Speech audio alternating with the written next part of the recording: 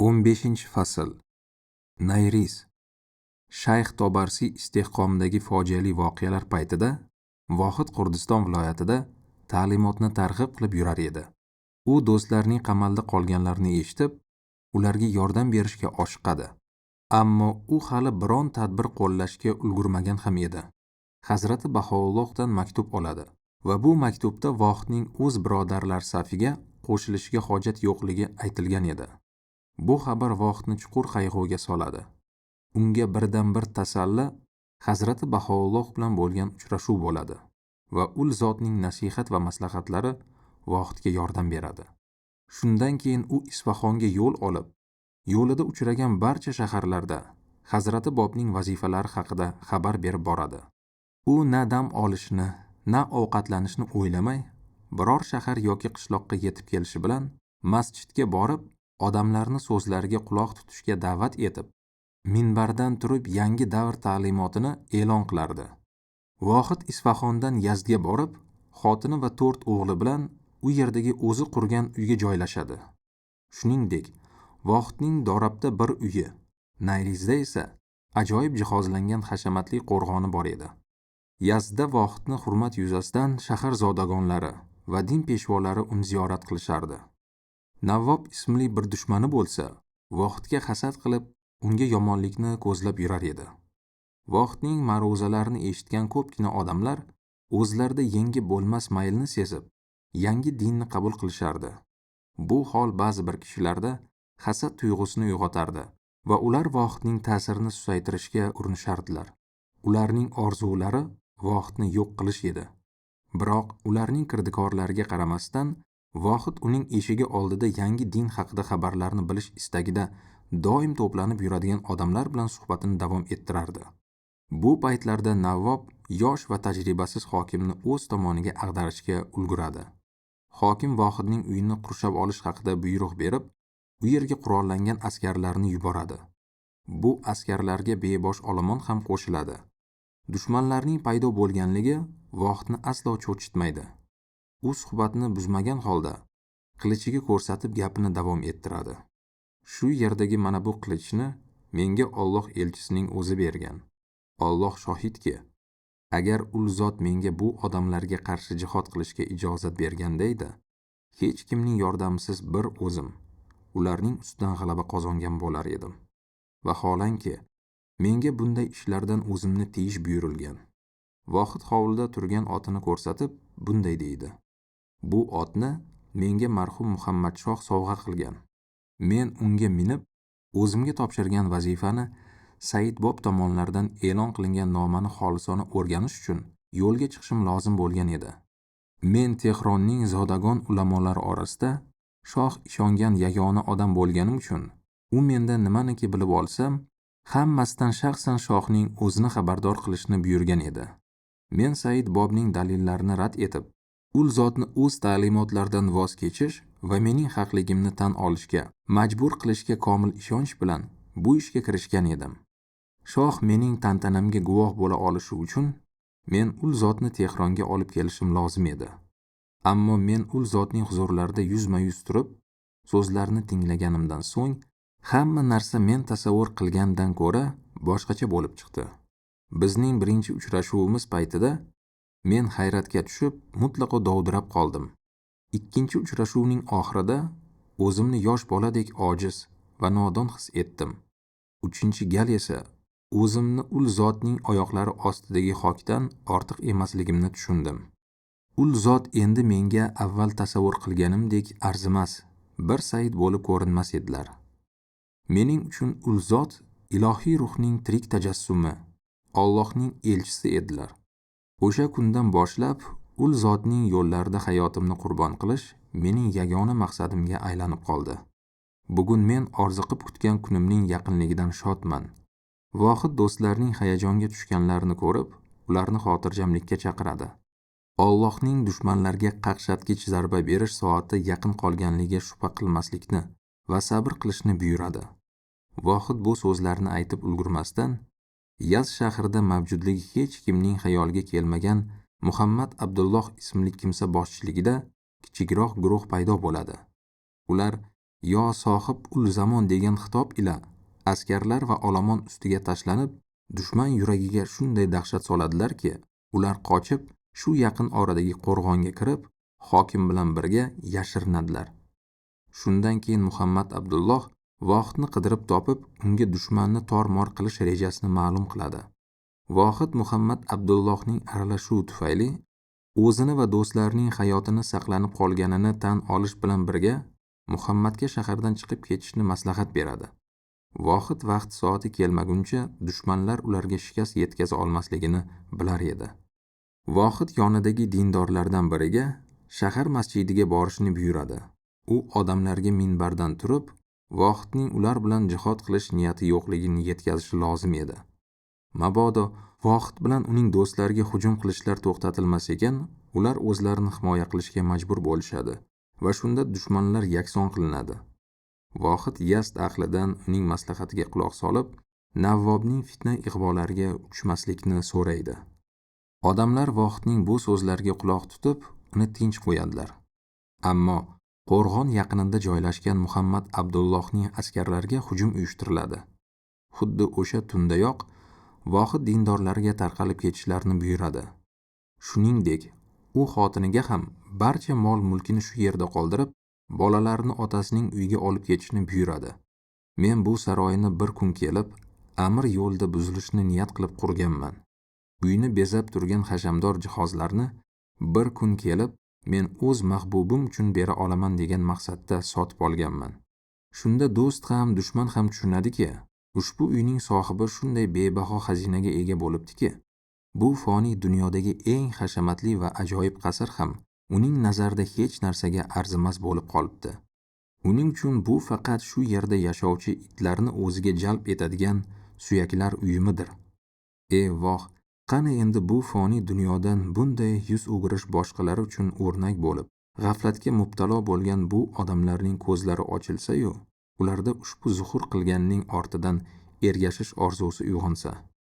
Vohid tun qorong'usida o'zidagi barcha Hazrati Bobning asarlarini yig'ib, xizmatkoriga beradi va shahardan tayinlangan darvoza orqali chiqib, shu darvoza oldida o'zini kutib turishni buyuradi. Ammo baxtga qarshi xizmatkor topshiriqni aniq bajarmaydi va hukumat odamlari tomonidan hibsga olinadi. Keyinchalik uni zambarakka qo'yib, otib tashlaydilar. Shahar ahli Vohidning ketganini bilib, uning uyini talon-taroj qilib, keyin uni butunlay vayron qilishadi. Vohid Nayrizga piyoda yo'lga chiqib, to'xtab o'tgan har bir shahrda Hazrati Bobning zuhurlari haqida ma'ruzalar qilib boradi. U Nayrizga yetib kelganda, uning kelganidan xabar topgan aholi Vohidni kutib olish uchun o'z ishlarini tashlab ko'chaga chiqadilar. Ularning orasida talabalar va ularning domlalari, savdogarlar va zodagonlar bor edi. Shaharliklarning Vohidni kutib olishga taraddud ko'rayotganini eshitgan hokim shu zahoti chopar yuborib, agar ular orqaga qaytmasalar, ikkilanib o'tirmay ularni qatl qilish, xotinlarni qamoqqa tashlash va mol-mulklarni musodara qilish haqida buyruq berishni e'lon qiladi. Odamlar hokimning do'q-po'pisalariga qaramay, yo'llarini davom ettiraveradilar. Hokim ular tomonidan hujum bo'lishidan qo'rqib, Nayrizdan chiqib, yaqin atrofda joylashgan qo'rg'onga yo'l oladi. Chunki u yer istehkomga o'tib olish uchun ancha qulay edi. Vohidning so'zlarini eshitish uchun kelgan odamlar, bundaylar esa ko'pchilik bo'lib, Hazrati Bobning ta'limotlarini qabul qilib, Vohidning ortidan qayerga bo'lsa ham borishga tayyor edilar. Vohid ularga: "Men Nayrizga yagona maqsad bilan Allohning amrini e'lon qilish uchun keldim. Alloh o'z amrini sizlarga yetkazib, yuragingizni uyg'otishga madad bergani uchun men unga hamd va sano va shukronalar aytaman. Mening bu yerda ortiq qolishimga hojat yo'q. Agar qolsam, men tufayli sizlarda ko'ngilsiz voqealar bo'lishi mumkinligidan xatardaman", deydi. Ammo odamlar bunday gaplarini eshitishni xohlamasdilar. Shod-xurramlik og'ushidagi olomon Vohidni uyigacha kuzatib kelishadi. Vohid Nayrizda bir necha kun turishga rozi bo'ladi. U bu vaqtning hammasini yangi dinga da'vat qilib aytilgan ma'ruzalarga sarflaydi. Dindorlar soni kun sayin ko'payib borardi.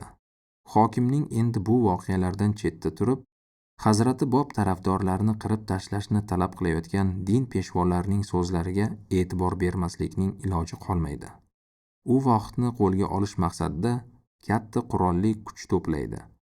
Vohid hokimning bu niyatidan xabar topib, bir necha tarafdorlari hamrohligida Nayrizdan uncha uzoq bo'lmagan Hoji qo'rg'oniga ko'chib o'tadi. Dindorlar bu yerda istehkom quradilar. Hokim o'z ukasi qo'mondonlik qilayotgan qo'shinga istehkomni qurshab olishni buyuradi. Qo'shin istehkomdagilarni qamal qilib hujumga o'tadi. Vohid dushmanlarning hujumini qaytarish va ularni tor-mor qilish uchun uncha katta bo'lmagan bir guruh yuboradi. Bu odamlarning dinga iymonlari va Vohidga sadoqatlari shu qadar mukammal ediki, ular buyruqni shiddat bilan tezda bajarishga muvaffaq bo'ladilar. Shundan keyin hokimning buyrug'iga binoan yana bir qancha yurishlar uyushtiriladi va har safar Vohid va uning hamrohlari dushman hujumini qaytarishga erishadilar. Hokim qamaldagilarni taslim bo'lishga majbur qila olmasligini va barcha urinishlari behuda ekanligini tushunadi. Hoji istehkomdagi bir siqim dindorlardan ustun baland kelishi uchun hokimiyat ustidagilar xuddi Shayx Tobarsi istehkomi himoyachilariga nisbatan qilingan sotqinlik va munofiqlikdan foydalanishga majbur bo'ladilar. Hokim va uning lashkarboshlari qamaldagilarga Qur'onga yozilgan noma yuboradilar. Nomada istehkom himoyachilari ko'ngilli ravishda taslim bo'lganlardan keyin uy-uylarga tarqalib ketishlari mumkinligi va ularga hech kim hech qanday shikast yetkazmasligini aytilgan edi. Nomada hukumatning yolg'iz istagi Hoji shahrida tinchlik va tartibni barqaror qilish deyilgan edi. Vohid Qur'onni katta ehtirom bilan qo'lga olib, bizlarga belgilangan muddat keldi, deydi. Agar biz ularning taklifini qabul qilsak, bu ularga o'z makrlarining qanchalik tubanligini namoyish etadi. Garchand menga ularning niyatlari ma'lum bo'lsa-da, men ularning takliflarini qabul qilib, sevimli dinimizning haqligini yana bir bor isbotlash uchun bu imkoniyatdan foydalanishni o'z burchim deb bilaman. Vohid jangovar harakatlarni to'xtatish haqida buyruq beradi. Dindorlar Vohid bilan birga istehkomni tark etib, endi uylariga tarqalmoqchi bo'lib turganlarida hokim qo'shinlari tomonidan qurshovga olinib, ularga qarshi hujum boshlanadi. Bu mard odamlarning ko'pchiligi shahid bo'ladilar. Qolganlari esa asirga olinadi. Vohidning o'zini ham hibsga oladilar. Uni o'ldirmaslik to'g'risidagi o'z va'dalarini buzmagan holda biror chora o'ylab topmagunlariga qadar zolimlar uni qamoqda saqlaydilar. Nihoyatda shafqatsizligi bilan nom chiqargan Abbos Qulixon boshqalar singari hech qanday va'da bermaganligi va shuning uchun ham nimani xohlasa shuni qilishi mumkinligini aytadi. U ikki yordamchisi bilan Vohidning boshidagi sallani yulib olib, uning bir uchini asirning bo'yniga o'rab tashlab, ikkinchi uchini esa otga bog'laydi. Vohidni vahshiylarcha to o'lgunga qadar shahar ko'chalari bo'ylab sudrab yurishadi. Vohidning jasadi quturgan olomonga tahqirlash uchun tashlab qo'yiladi. Jasadni toshbo'ron qiladilar. Oyoqlari bilan toptaydilar. Kaltaklar bilan uradilar. Shunday qilib 1850-yilning 29-iyunida Hazrati Bobning otilishlaridan 10 kun oldin yorqin hayoti turfa voqealarga boy bo'lgan oliyjanob va jasur insonning hayot yo'li tugaydi. Vohid o'zining teran ilmi va mardligi bilan odamlar hurmatini qozongan edi. Vohidning o'ldirilishi qanchadan qancha dindorlarning, shuningdek, ularning xotinlari va bolalarining hayotlariga zomin bo'lgan qirg'inning boshlanishidan darak bo'ldi. Ularning mol-mulklari talon-taroj qilinadi, uylari vayron etiladi. Ko'plab bolalar va ayollar mislsiz darajadagi shafqatsizlikning qurboni bo'ladilar. Qiynoqqa solishning barcha usullari qo'llanadi. Asirlarni qizigan temir bilan tamg'alaydilar. Tirnoqlarini sug'urib oladilar, qamchilaydilar. Burunlarini teshib arqon o'tkazadilar. Barmoqlariga bolg'a bilan uradilar va bu qiynoqlardan keyin ko'chama-ko'cha sudrab yuradilar. 16-fasl 1850-yilning 9-iyuli. Nayrizdagi g'alayonlar va Vohidning shahid bo'lgani haqidagi xabar tez kunda butun Eron bo'ylab tarqaladi va bu to'g'rida eshitganlar qurbon bo'lgan odamlarning mardligidan hayratga tushadilar. Tehronda poytaxt rahbarlari nochor ahvolda qoladilar. Yangi amirga iymon keltirgan odamlarni qanchalik quvg'in qilishmasin, ularning saflari tobora ko'payib bormoqda edi. Hokimiyat rahbarlari dindorlarning ustozlariga bo'lgan ishonch va muhabbatlarini susaytira olmasliklarini tushunadilar. Dindorlar sajda qilgan va ularning muhabbatini qozongan Hazrati Bob hali ham hayot edilar. Vaziri Azam faqat shu hayotni zavol qilib, Hazrati Bobni yer yuzidan yo'q qilib tashlab, mamlakatdagi vaziyatni o'zgartirish mumkin. Zero o'limlardan keyin odamlar Hazrati Bobni unutib yuborishsa kerak deb o'ylay boshlaydi. Vaziri Azam o'z fikr-mulohazalarini boshqa vazirlar va maslahatchilarning o'rtasida aytib, muhokama qiladi. Harbiy nozir Mirzo Og'axon Nuriydan boshqa hech kim e'tiroz bildirishga jur'at etmaydi. Nuriy esa Muhammad payg'ambarning avlodlarini qatl qilish nihoyatda vahshiylik deb hisoblar edi. Mudofaa noziri Vazir Azamga marhum Muhammad shohning Hazrati Bobga qarshi hech qachon hech qanday ayb qo'ymasligini eslatib, o'rnak keltiradi. Vazir Azam bu maslahatga quloq solmay, Tabriz hokimiga Hazrati Bobni Chehrik qal'asidan Tabrizga olib kelish va o'sha yerda keyingi farmoyishlarga qadar saqlashni buyurib xat yuboradi. Muloyim va ochiq ko'ngil hokim bu buyruqdan keyin asirni uyga yuborish haqida farmoyish keladi deb o'ylagan edi. U Hazrati Bobga hamrohlik qilib, Tabrizgacha kuzatib qo'yishini eng ishonchli zobitiga topshiradi. Chehrikdan olib ketishlaridan 40 kun avval Hazrati Bob barcha qo'lyozmalarni yig'ib, ularni qalamdon, muhr va haqiqiy ko'zli uzuklar bilan bir sandiqchaga solib qulflab, kaliti bilan birga hayot harflaridan biri Mulla Bakirga beradilar. U bu narsalarni avaylab asrab, Kazvinga olib borib, Hazrati Bobning kotiblariga berishi lozim edi. Mulla Bakir o'sha zahotiyoq yo'lga chiqadi. Ammo Kazvindan kerakli odamni topa olmay, uning ortidan Qum shahriga yo'l oladi. U yerda Hazrati Bobning vakolatli kotiblari sandiqchani ushbu qissaning muallifi Nabil huzurida ochadi. Ularning ikkovlari ham sandiqning ichidagi narsani ko'rib, hayratda qolishadi. U yerda nafis havorang qog'oz o'rami bo'lib, unga Hazrati Bobning qo'llari bilan baho so'zining hosilasidan iborat 500 misradan tuzilgan tilsimli belgi bitilgan edi. Bu o'ralgan qog'ozdagi so'zlar qo'l bilan emas, balki bosmaxonada chop etilgandek edi. Ijro san'atiga ko'ra eng usta xattotni ham yo'lda qoldiruvchi bu shohona asar shohidlarni hayratda qoldiradilar. Kotib sandiqchani qayta qulflab, bu bebaho narsalarni Hazrati Baho'llohga omonat qilib topshirish uchun darhol Tehronga yo'l oladi. Hokimning ishonchli yordamchisi Hazrati Bobni Tabrizga olib keladi. U yerda Hazrati Bobni hokim do'stining uyiga joylashtirishadi. Hokimning ko'rsatmalariga amal qilib, uy egalari mehmonga izzat ikrom ko'rsatadilar. 3 kundan keyin hokimga Vazir Azamning ukasi orqali yangi buyruq yetib keladi. Bu buyruqda tegishli farmoyish bo'lishi bilanoq Hazrati Bobni darhol qatl etish va kimki o'zini ul zotning izdoshlari deb e'lon qilsa, ularni ham zudlik bilan qatl qilish kerakligini aytilgan edi. Hokim bu buyruqni olishi bilan butun vujudi larzaga kelib, bu nomunosib ishda qatnashishdan bosh tortadi.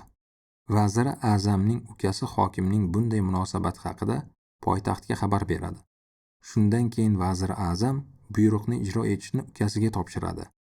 Vazir Azamning ukasi hokimni bu voqealardan xabardor qilib qo'yish uchun u bilan uchrashishga urinadi. Ammo hokim o'zini kasal ekanligini vaj qilib, uning huzuriga chiqmaydi. Hokimning bu ishga nisbatan bo'lgan munosabati Vazir Azamni to'xtatmaydi va u buyruqni bajarishga kirishadi.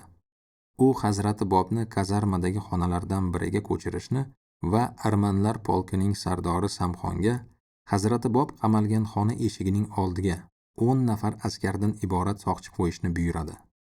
O'sha kuni Tabriz xuddi kuchli hayajon og'ushiga g'arq bo'lganday edi.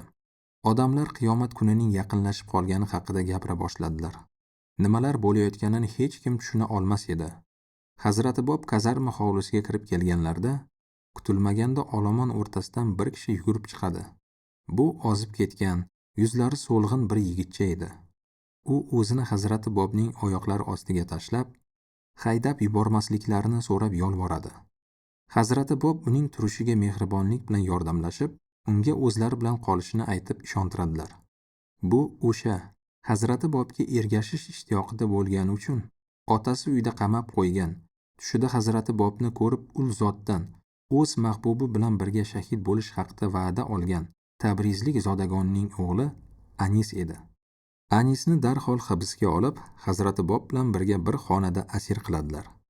Hazrati Bobning kotiblari o'sha voqea tafsilotlarini shunday hikoya qiladi. O'sha tunda Hazrati Bobning chehralari shodlikdan shunday yorishib ketgan ediki, men bunday jilolanishni ul zotning yuzlarida ilgari hech ko'rmagan edim. Ul zot atrofda qaynab toshayotgan ehtiroslarga e'tibor qilmay, biz bilan qizg'in va shodon suhbat qilar edilar. Go'yoki ul zotni ozor berayotgan hamma narsa g'oyib bo'lganday tuyular edi. Hazrati Bob ertasi kuni Anis bilan birga shahid bo'lajaklardan voqif etadilar. Ertasi kuni tong saharda Hazrati Bobni shahardagi din ulamolarining yig'ilishiga olib boradilar. U yerda Hazrati Bobga o'lim jazosini berish haqidagi hukm chiqarilishi va bu hukmni harbiylar ijro etishi kerak edi. Hazrati Bob o'z kotiblari bilan xayrlashar ekanlar, unga dinga bo'lgan iymonini yashirish lozimligini, zero uning vazifasi tirik qolib, shu paytgacha hech kimga noma'lum bo'lgan voqealarni boshqalarga yetkazish ekanligini aytadilar. Soqchi ularning suhbatlarini qo'pollik bilan bo'lib, Hazrati Bobga jim bo'lishni va orqasidan yurishni buyuradi. Hazrati Bob soqchiga qat'iyat bilan tanbeh beradilar. Toki men o'z istagimga ko'ra bor irodamni aytib bo'lmagunimcha, yer yuzidagi hech qanday kuch meni jim bo'lishga majbur qila olmaydi. Hatto butun dunyo menga qarshi birlashganda ham men poyoniga yetkazishim lozim bo'lgan so'zlarni bo'la olmaydi. Shunga qaramay, soqchi o'z aytganida qattiq turib olib, Hazrati Bobga so'zlarini tugatishga imkon bermaydi. Anisga dindan voz kechishni bir necha bor taklif qilishadi. Ammo u shirin va'dalarga ham, dahshatli do'q po'pisalarga ham e'tibor qilmay, bunday qilishdan bosh tortadi. Shundan keyin uni ham ustozi bilan birga qatl etish haqida buyruq beriladi. Shahar ulamolari Hazrati Bob bilan yuzma-yuz uchrashishga botina olmay, ul zotga sirtdan o'lim jazosini berish haqidagi hukmga qo'l qo'yadilar. Bu hukm zudlik bilan uni ijro etish to'g'risidagi buyruq bilan birga Samxonga beriladi. Samxon asirning ta'sirlarini kundan kun kuchliroq his qila boshlagani tufayli bu buyruqni bajarish yoki bajarmaslikni o'ylab, azobli shubhalar girdobida qoladi. Samxon agar buyruqni bajaradigan bo'lsa, Xudoning qahriga uchrashdan qo'rqar edi. U Hazrati Bobning oldilariga borib, men nasroniyman, shuning uchun sizga yomonlikni ravo ko'rmayman. Agar sizning ishingiz haq ishi bo'lsa, sizning qoningizni to'kishdan meni xalos eting, deydi. Sen o'zingga berilgan farmoyishni bajar deb javob beradilar Hazrati Bob. Agar sening niyating xolis bo'lsa, ishonginki, Xudo seni bu mushkulotdan xalos etadi. Hazrati Bobni kazarma oldidagi ustunlardan biriga bog'lab, osib qo'yadilar. Anisni Hazrati Bobga shunday o'rab, chirmab tashlashadiki, uning boshi qalqon kabi Hazrati Bobning ko'kraklarini to'sib turar edi.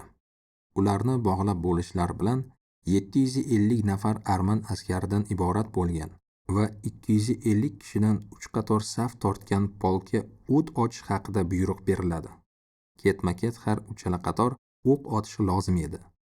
Og'ir miltiqlardan chiqqan tutun tarqalgach, olomon Anisning sog' salomat turganligini, Hazrati Bobning esa g'oyib bo'lganlarini ko'rib, hayratdan lol qoladi. Tahlikali qidiruv boshlanadi. Nihoyat Hazrati Bobni o'tgan tunni o'tkazgan xonadan topadilar. Ul zot bo'linib qolgan gaplarini tugatib, o'z kotiblari bilan o'tirar va ul zotga birorta ham o'q tegmagan edi. Men o'z suhbatimni tugatdim, deydilar Hazrati Bob soqchiga. Endi sen o'zingga topshirilgan ishni bajarishing mumkin. Soqchi askar shu qadar esankirab qolgan ediki, hatto o'z burchini ham unutib orqasiga qaramay qochib ketadi. Samxon bu hodisadan qattiq larzaga keladi. U o'z hayotini xavf ostiga qo'yib bo'lsa ham, buyruqni bajarishdan bosh tortib, o'z askarlari bilan qatl maydonini tark etadi. Hukmni ijro etish uchun musulmon askarlari xohish bildiradilar. Hazrati Bob bilan Anisni qaytadan ustunga bog'lashadi. Askarlar oxirgi marta bir varaqayiga o'q uzishga tayyorlanar ekanlar, Hazrati Bob qatl manzarasini tomosha qilgani kelgan olomonga oxirgi so'zlarini aytadilar. Ey adashgan avlod, agar siz menga iymon keltirganingizda edi, sizlarning ko'pchiligingizdan ko'ra bu dunyoda yaxshiroq yashagan va mening yo'limda o'z jonini shodlik bilan qurbon qilayotgan mana shu yigitning ortidan ergashgan bo'lar edingiz. Shunday kun keladiki, sizlar meni tan olasizlar, ammo o'sha kun kelganda men sizlar bilan bo'lmayman. Askarlarga o't ochish haqida buyruq beriladi. Bu safar o'qlar jismlarni tilka pora etib, ularni et va suyakdan iborat qorishmaga aylantirib yuboradi. Biroq yuzlariga deyarli shikast yetmagan edi. 1850-yilning 9-iyuli yakshanba kunida Hazrati Bobning shahidlarcha halokatlari sodir bo'ladi. Hazrati Bob bu paytda 31 yoshda edilar. Qatldan keyingi kun erta bilan rus konsuli qatl etilgan jasadlarning rasmini chizdirish uchun Hazrati Bob va Anisning jasadlari tashlangan va hushyorlik bilan qo'riqlanayotgan chog'ga rassomni boshlab keladi. Ertasi kuni esa bir dindor Hazrati Bobning sodiq sahobalaridan bo'lgan bir nechta do'stlar bilan ahdlashib, soqchilar qattiq uxlayotgan qorong'u tunda jasadlarni yaqin atrofdagi shoyi to'qish fabrikasiga olib boradilar va shoshilinch ravishda yog'ochdan quti yasab, jasadlarni unga avaylab solib, ishonchli joyga yashirib qo'yadilar. Soqchilar buyruqni bajara olmaganlari uchun jazo olishdan qo'rqib, o'z boshliqlariga kechasi yirtqich hayvonlar kelib jasadlarni burdalab tashladi deb aytadilar. Shundan keyin Hazrati Bobning jasad qoldiqlari qayerga yashirilganligi Hazrati Baho'llohga xabar qilishadi. U zot o'sha zahoti o'z ukalariga jasadni Tehronga olib yurishni buyuradilar. Chunki Hazrati Bobning lavhlaridan birida shunday vasiyat va irodalari bor edi. Tehronga olib kelib, jasadni shahardan uncha uzoq bo'lmagan sag'anaga yashirib qo'yadilar. Keyinroq esa jasadlar shu joyga yaqin bo'lgan boshqa sag'anaga ko'chiriladi. Hazrati Bobning qiynoqli halokatlari haqidagi xabar harbiy vazir Og'axon Nuriyga yetib boradi. O'sha kunlarda uning lavozimi ko'tarilgan va yaqin kunlarda vazir a'zam o'rnini egallashdan umidvor edi. Og'axon Nuriy Hazrati Bobning qatl etilganliklari xabarini Hazrati Baho'llohga yetkazib, endi u zot xatardan xoli bo'ladi degan umidda ekanligini bildiradi. Ammo Hazrati Baho'lloh vazirga aksincha hukumatning bu harakati mamlakatdagi barcha davlat rahbarlari birlashganlarida ham o'chira olmaydigan yong'inga sabab bo'lishini ma'lum qiladilar. Bu vazirning o'g'li bir kuni otasiga Hazrati Baho'lloh o'zlariga bildirgan umid va ishonchlarini oqlamaganliklari haqida gapirib, bu borada uning fikrini bilmoqchi bo'ladi. Vazir Nuriy o'g'liga shunday deb javob beradi: "O'g'lim, nahotki sen haqiqatdan ham Baho'lloh hazratlarini o'z otasining nomunosib o'g'li deb o'ylasang, biz hammamiz erishmoqchi bo'lgan narsa bu odamlarning bizga bo'lgan qisqa va shubhali sadoqatiki, u bizning kunlarimiz oxiriga yetishi bilanoq yo'q bo'lib ketadi. Bu dunyodagi hayot bizning kundalik intilishlarimiz yo'lida uchrab turadigan beqarorliklar bilan to'la. Biz hatto hayotlik paytimizda o'z nomimizga dog' tushirmay o'ta olsak ham, vafot etganimizdan keyin biz haqimizdagi xotiraga tuhmat soya tashlamaydi va biz erishgan hamma narsalarni yo'qqa chiqarmaydi deb kim kafolat bera oladi? Hozir bizga ta'zim qilib turganlarning umidi biror joyda oqlanmay qolsa bormi? Ular o'sha zahotiyoq orqamizdan tosh otib bizni qoralashadi.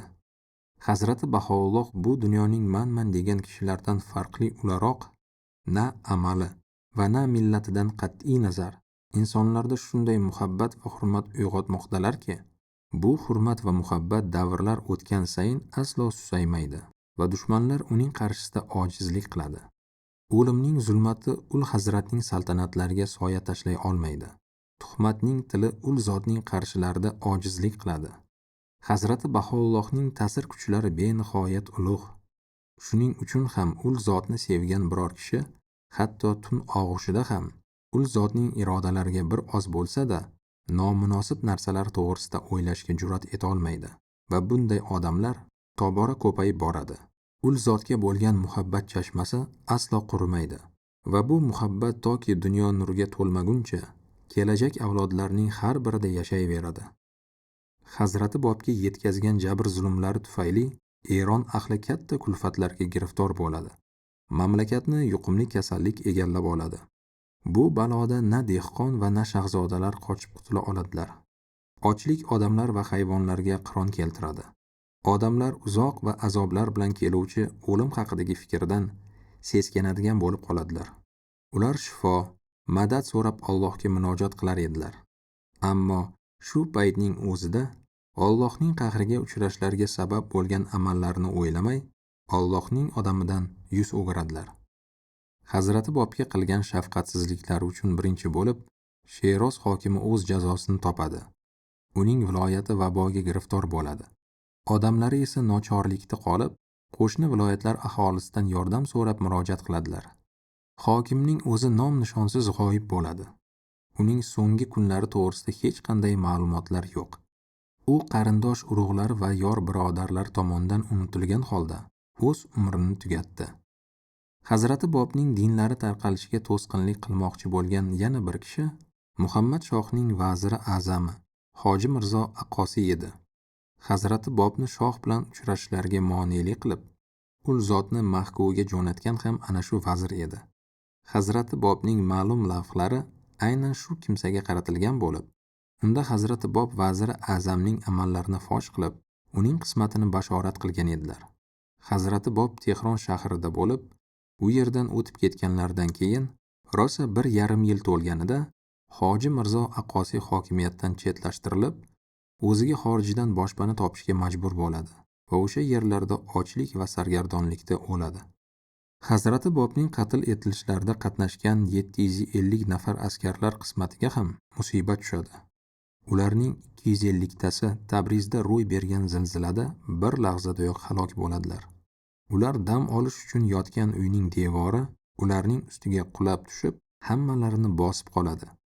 Askarlarning birortasi ham tirik qolmay, shu devor ostida o'z ajallarini topadilar. Qolgan 500 nafar askarlar qatldan keyin isyon ko'taradilar va isyon bostirilgandan keyin ularning hammasi otib tashlanadi.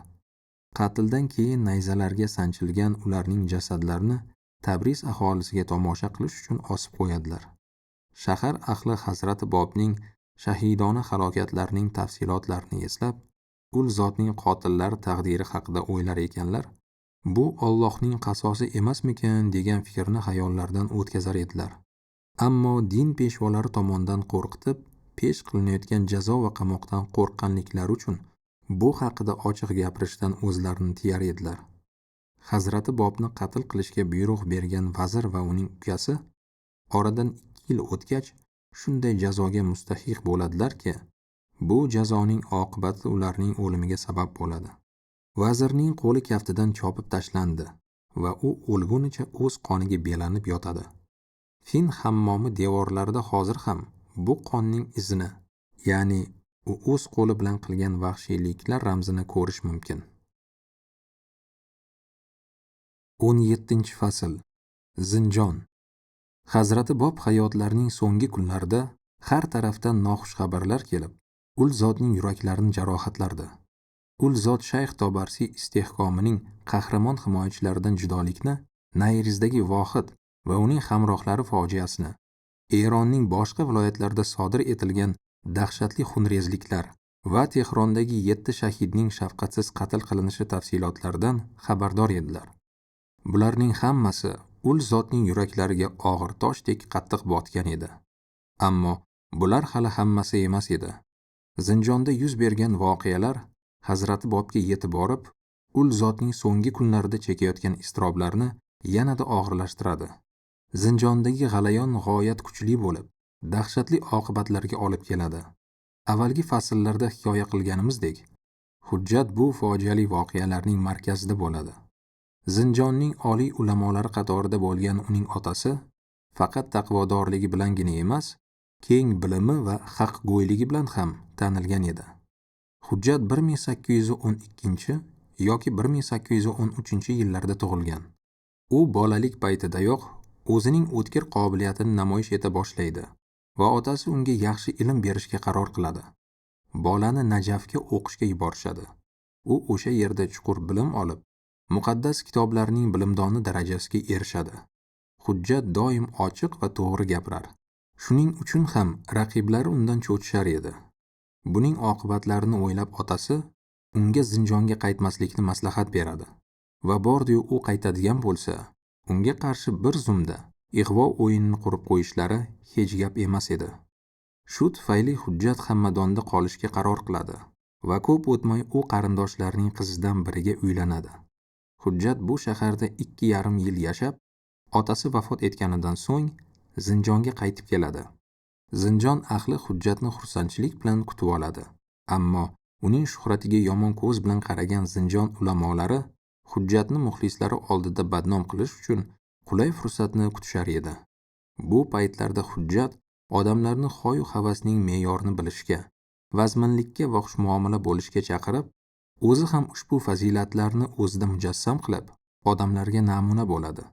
Uning mehr bilan qilgan tarbiyasi tufayli shogirdlari zinjonning boshqa ulamolarning shogirdlariga qaraganda keng fikrli, komil kishilar bo'lib yetishadilar. Shu tarzda Hujjatga Sherozdagi da'vatlar yetib kelgunga qadar oradan 17 yil o'tadi. U Hazrati Bobning lavhlarini o'qishi bilanoq ul zotning siymolarida va'da qilingan elchini taniydi. Dushmanlari bundan xabar topib, Eron shohi va uning nozirlari oldida Hujjatni kufrda ayblashga imkon paydo bo'lganini sezadilar. Ular shohga shikoyatnoma yozib, unda o'zlariga xos ayyorlik va o'tkirlik bilan Hujjatni qoralashga urinadilar. Bu nomani olib, shoh nihoyatda hayratlanadi. Chunki u Hujjatning iste'dodligi va ilmliligi haqida ko'p eshitgan edi. Shoh Hujjatni va uning dushmanlarini ham saroyga chaqirishga qaror qiladi. Tehrondagi oliy tabaqaga mansub barcha ulamolar va vazir azam ishtirok etgan yig'ilishda shoh zinjon ulamolaridan Hujjatga qo'yilgan ayblarni isbotlab berishni so'raydi. Hujjat xotirjam va asosli ravishda barcha savollarga javob berar ekan, shoh uning biror masalada ham aybdor emasligi va tuhmat ostida qolganligiga tobora ishonib borardi. Shoh Hujjatga o'zi uni qo'llab-quvvatlab turishini ma'lum qilib, zinjonga qaytib o'z ishini davom ettirishni buyuradi. Hujjat zinjonga omon qaytib, hamshaharlarni xursand qiladi. Ba'zi ulamolar esa unga qarshi ig'vo va bo'xtonlarni to'qishda davom etadilar. Xuddi shu paytlarda Hazrati Bob yuborgan chopar Hujjatga laf olib keladi. Mazkur nomada Hazrati Bob unga Hujjat degan nomni bergan va uni dinni targ'ib qilishga da'vat etgan edilar. Hujjat bu nomani olib, shogirdlari bilan o'tkazayotgan mashg'ulotlarini to'xtatadi va o'zini mutlaq Hazrati Bobning dinlarini targ'ib etishga bag'ishlashga ahd qiladi. U juma kuni masjidga borib, ma'ruza qilish uchun minbarga chiqadi. Masjid imomi minbardan turib, va'z aytish huquqi faqat o'ziga tegishli ekanini aytib, unga qarshilik ko'rsatishga harakat qiladi. Ammo Hujjat uning so'zlariga e'tibor bermay, minbardan turib, Hazrati Bobning nomalarini e'lon qiladi. Bu ulamolarga Hujjatni shohning oldida yana bir bor badnom qilishga urinishlari uchun bahona bo'ladi. Ulamolar vazir azamga murojaat etib, agar Hujjat shaharda qoladigan bo'lsa, biz oilamiz bilan shahardan ko'chib ketamiz deb do'q-po'pisa qiladilar. Vazir azam bilan shoh ularning talablaridan cho'chib, Hujjatga Tehronga kelishni buyuradilar. Bu voqea Hazrati Bobning Tehrondan Tabrizga ketayotgan paytlariga to'g'ri keladi.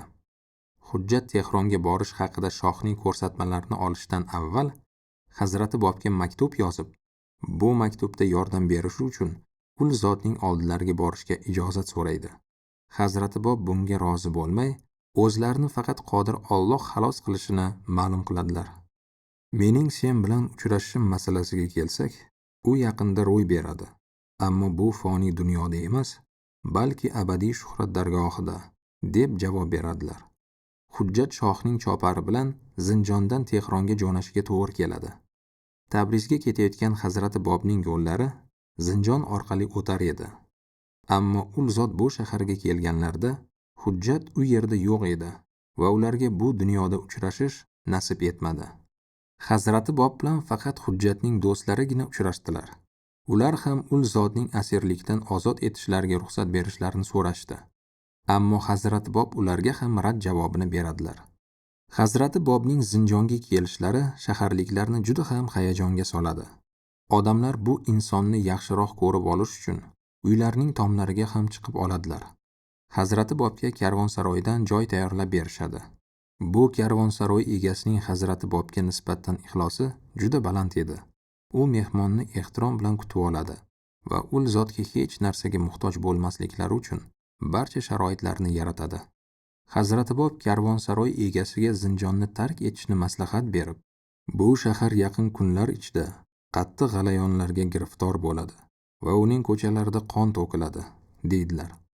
Bu vaqt ichida hujjatni Tehronga vaziri Azamning huzuriga olib borishadi va u hujjatga ta'na toshlarini yog'diradi. Vazir Zinjonda ro'y bergan voqealarda hujjatni aybdor deb hisoblar edi. Hujjat Said Bobning ta'limotlarini deb islom diniga xiyonat qilganiga vazirning ham, shohning ham ishongilari kelmas edi va vazirning fikricha hujjat o'z bilimiga ko'ra hatto Hazrati Bobdan ham ustun edi. Mutlaqo bunday emas, deydi hujjat. Xudo shohid, agar Said Bob menga o'z uylaridagi eng jirkanch ishni buyursalar ham, bu ishni men o'zimga xoqonimning eng oliy iltifotlari bilan ham qiyoslab bo'lmaydigan sharaf deb bilaman. Bu gaplarni eshitib vazirning g'azabi qaynaydi. Lekin hujjat o'z so'zida turadi. Men qat'iy va hech ikkilanmagan holda ishonamanki, Sherozlik Said yer yuzidagi barcha odamlar, shu jumladan siz ham kelishini astoydil kutgan zotdirlar. Ul zot bizning hazratimiz, bizning va'da qilingan xaloskorimizdir. Vaziri Azam shohga bu suhbatni o'ta keskin tarzda yetkazadi. Ammo shoh hujjatga shahar ulamolari jamoasi oldida o'z maslakini himoya qilish imkoni berilishi lozim deb hisoblar edi. Hujjat bu jamoalar bilan bo'lgan uchrashuvlar paytida ularning dalillari noto'g'ri ekanligini har gal isbotlashga muvaffaq bo'lardi. Oqibatda hujjatni sharmanda qila olishiga ko'zlari yetmagan ulamolar undan o'z dinining haqligini isbotlash uchun mo'jiza ko'rsatishni talab qiladilar. Men yolg'iz o'zim, biror kishining yordamisiz, faqat iymonimning kuchi bilan Tehrondagi barcha ulamolardan ustun kelganimning o'zi mo'jiza emasmi? Deya xitob qiladi hujjat. Meni g'alabaga olib kelgan uning o'zidir. Ulamolarning fikrlari shohni ortiqcha qiziqtirmay qo'ydi. U hujjat to'g'risida biron og'iz ham yomon gapni eshitishni istamasdi. Shunga qaramay hujjat Tehronning asiri bo'lib qolardi. U shahardan tashqariga chiqa olmas, o'z dindoshlar bilan esa erkin muloqot qilishiga ijozat berilmagan edi. Hujjatning Zinjondagi shogirdlari uning oldiga vakillarni yuborib, undan dinning qonun-qoidalari to'g'risida ko'rsatma berishni so'rardilar. Hujjat ularga hujjatnomada yozilgan yo'l-yo'riqlarga mukammal amal qilishni maslahat beradi. U yana bir qator amallar haqida gapiradi. Haqiqatdan ham ularning ba'zilari islomda odat bo'lib qolgan marosimlardan farq qilar edi. Bu nomadan ilhomlangan zinjonliklar eski urf-odat va marosimlardan darhol voz kechib, hech bir ikkilanmay yangi zuhur qonun-qoidalarni qabul qiladilar. 1848-yil Muhammad shoh vafot etadi va taxtga Nasriddin shoh o'tiradi. Endi o'zini himoya qiluvchi kishining yo'qligini tushungan hujjat libosini almashtirib, Tehronni xufiyona tark etib, zinjonliklarga borib qo'shiladi. Ular hujjatni katta quvonch bilan kutib oladilar. Hujjat bilan ko'rishish va unga o'z sadoqatlarini izhor qilish uchun erkaklar ham, ayollar va bolalar ham uylaridan chiqadilar. Hujjatning qaytib kelishi hokim va ulamolarga hujumlarni yana yangilash uchun bahona bo'ladi. Ular mutlaqo yakson qiladigan zarba berish uchun qulay fursatni kutar edilar. Arzimas bir hodisa tufayli vaziyat keskinlashadi. 2 bola, ulardan biri hujjat izdoshlaridan birining o'g'li edi, urushib qolishadi. Hokim hujjatning tarafdorlaridan o'ch olish uchun bu voqeadan foydalanib, bolani qamoqqa olishni buyuradi. Bolani garov evaziga qo'yib yuborishlarini iltimos qilishadi, lekin hokim buni rad qiladi. Hujjat bola hali yoshligi, uning uchun mas'uliyatni ota o'z zimmasiga olishi lozimligini ma'lum qilib, hokimga xat yozadi. Xat e'tiborsiz qoldiriladi. Nihoyat hujjatning yuqori martabali do'sti hokimning oldiga kirib, bolani ozod qilishlariga erishadi. Bu hodisa Zinjondagi dindorlar orasida g'alayon chiqishiga turtki bo'ladi. Hujjatni qamoqqa olish haqida buyruq beriladi. Hujjatning do'stlari uni himoya qilishga kirishadilar. Ular hokimning buyrug'ini ijro etish uchun kelganlarni to'xtatib qoladilar. Shundan keyin nafrat otiga mingan harbiylar g'azablarini ko'chada uchrab qolgan boshqa dindorlarga qaratadilar. Ular bolta bilan uning boshini yorib, so'yib tashlaydilar.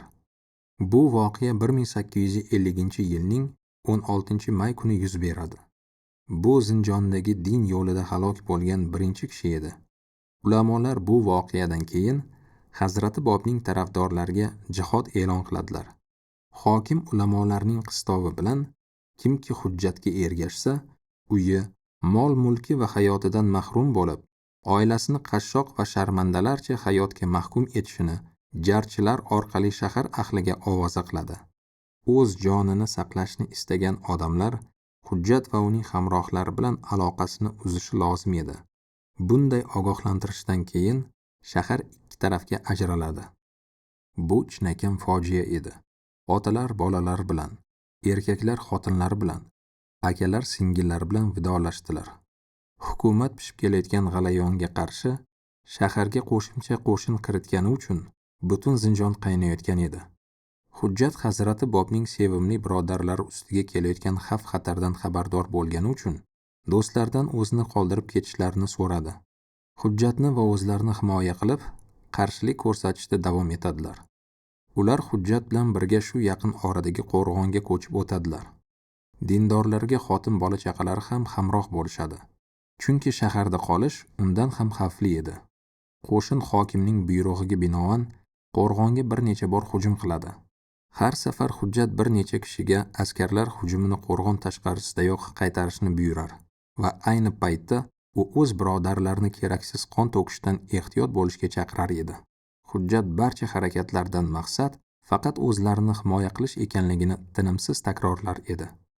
Iymonsizlar bizga qanday munosabatda bo'lishidan qat'iy nazar, zinhor ularga nisbatan jihod urushini boshlamaslik bizga buyurilgan, derdi u. Armiyaning muvaffaqiyatsizlikka uchrayotgani haqidagi ma'lumotni olgach, vaziri Azam o'zining tajribali sarkardalaridan biriga hujjat va uning safdoshlarini qirib tashlashni buyuradi. Sarkarda bir necha kun ichida dushmanni tor-mor qilib, poytaxtga shuhrat toji bilan qaytishga ishonib, 2 polkni olib Zinjonga jo'naydi. Ammo u oradan 9 oy o'tgach, o'zining qo'shinlaridan faqat 30 nafar mayib majruh bo'lgan askarlarigina tirik qolganini poytaxtga xabar qilishga majbur bo'ladi. U dindorlarni dahshatga solish hech qanday qo'shinning qo'lidan kelmasligini tan oladi. Sharmanda bo'lgan sarkardaning poytaxtga qaytish haqida buyruq beriladi. Vaziri Azam Zinjonga qo'shimcha kuchlar yuborishni davom ettiradi. Qamaldagi dindorlar esa oziq-ovqat zaxiralari tugab qolganidan zahmat chekardilar. Ochlik va sillani qurituvchi janglarga qaramay, o'z dinlarida qattiq turgan odamlar qo'rg'on atrofida istehkomlar qurib, ularni kecha-yu kunduz qo'riqlar edilar. Hokim istehkomga tez-tez chopar yuborib, hujjatni tark etib, amrdan voz kechgan har bir odamni afv etishini va hurmat ko'rsatib boyliklar in'om qilishini va'da qilar edi. Ammo odamlar hujjatga bo'lgan sadoqatlarida yagdil edilar va chopar har safar hech narsasiz qaytardi. Shu kunlarda Zaynab ismli yoshgina qahramon qiz shunday jasorat ko'rsatdiki, hatto o'zining erkak birodarlariga ham ibrat bo'ladi. Zaynab Zinjon yaqinidagi bir qishloqdan edi. O'z do'stlarining boshiga tushgan kulfat va azoblardan ezilgan qiz erkaklar kiyimini kiyadi va uzun o'ram sochlarini qirqib, o'zini yigit qilib ko'rsatib, istehkomdagilar safiga qo'shiladi. Dushman hujumga o'tishi bilan u qilich yalang'ochlab, yo sohib ul zamon deya xitob qilib, jasorat bilan dushman ustiga tashlanadi. Hamma uning mardligiga qoyil qolardi. Dushman uchun u taqdirning beshafqat intiqomi, ilohiy jazo timsoli bo'lib tuyulardi. Minoradan turib kuzatib turgan hujjatdan boshqa hech kim uning qiz bola ekanligini sezmaydi. Hujjat uni chaqirib, birorta erkak ham senchalik buyuk matonat va jasorat ko'rsata olmadi, deydi. So'ng hujjat bunday qilishiga nima sabab bo'lganini so'raganida, Zaynab ko'zlarida yosh bilan bunday javob beradi. Dindoshlarimning og'ir mehnatlari va azob uqubatlarini ko'rib, mening yuragim rahmu qayg'udan tilka-pora bo'ldi. Men bu yerga qalbimning da'vati bilan keldim. Lekin men dindoshlarim qatorida turib jang qilish sharafiga sazovor bo'la olishimga ruxsat bermasliklaridan qo'rqdim. Demak, istehkom himoyachilarga o'z xohishi bilan kelib qo'shilgan o'sha Zaynab sen ekansan-da, deb so'radi Hujjat. Ha, deya javob berdi qiz. Sizni ishontirib aytamanki, shu paytgacha mening ayol kishi ekanligimni hech kim bilmaydi. Mening sirimni faqat siz bilasiz. Men sizdan Hazrati Bob nomlari haqi so'rayman. Shahidlar tojini qabul qilib, yagona orzuim ushalishdan meni mahrum qilmang. Qizning yolvorishi Hujjatni to'lqinlantirib yuboradi. Nihoyatda mardligi uchun u qizga Rustam Ali deb ism beradi va bobiylar faqat o'zlarini himoya qilishlari va hech qachon tajovuz qilmasliklarini ta'kidlab, u qizni istehkomda qoldiradi. Zaynab istehkomda 5 oy bo'lib, ajoyib jasoratlar namunasini ko'rsatadi. U sevimli Amir yo'lida kecha-yu kunduz og'ir sinovlarni boshidan kechiradi. Bu ajoyib qiz o'z dindoshlari uchun namuna bo'lib qoladi.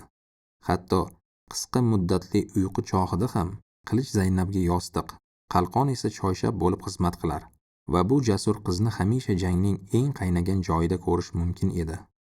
Dushmanlar Zaynabning halok bo'lishiga yaqin qolgandagina bu jasur jangchining ayol ekanligini sezadilar. Ammo bu bilan ularning qo'rquvlari susaymaydi. Umrining oz qolganini ko'ngli sezgan Zaynab Hujjatga iltimos bilan murojaat qiladi. Men ajalim yaqinlashib qolganini sezib turibman, deydi u. Yolvoraman, mening xatolarimni kechiring. Men o'zimni uning uchun fido qilgan ustozim oldida menga shafoat qiling. Keyingi jang paytida uning ustiga dushman o'qi yomg'irday yog'iladi va uning zamindagi hayoti uziladi.